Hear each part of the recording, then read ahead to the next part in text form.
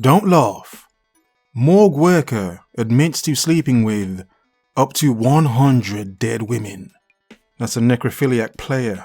But seriously, I came across a story about two teenagers in the Philippines who had apparently slept with an 89-year-old corpse. That's a level of desperation, but this one is even more extreme. And don't laugh, this is actually quite gruesome. Kenneth Douglas told court he would just get on top of them and pull my pants down.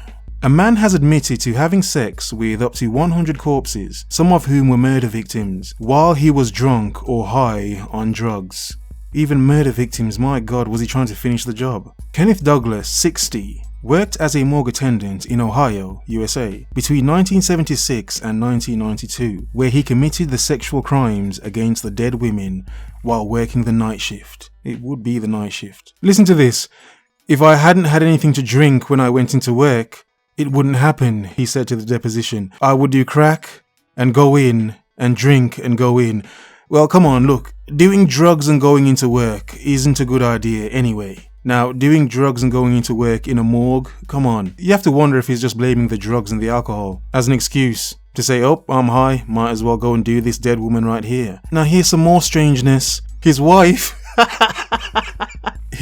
said in the deposition that she attempted to alert the morgue supervisor. Listen to this, claiming that Douglas would return after work, smelling like sex and alcohol. My god, smelling like sex and alcohol.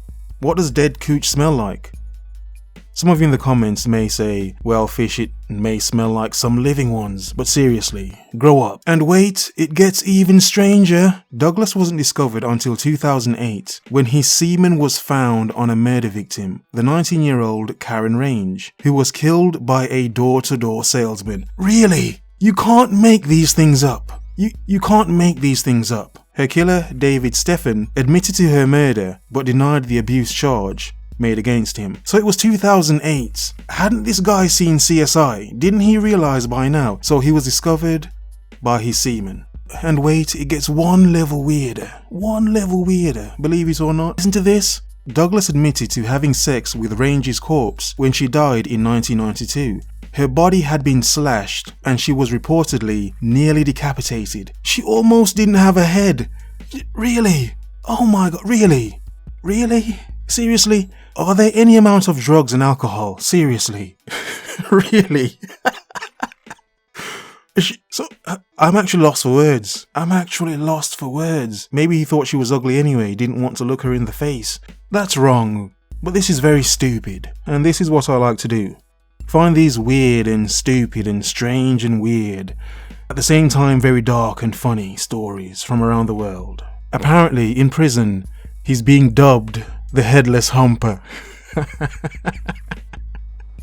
Ah, the pain. Laughing out of pain.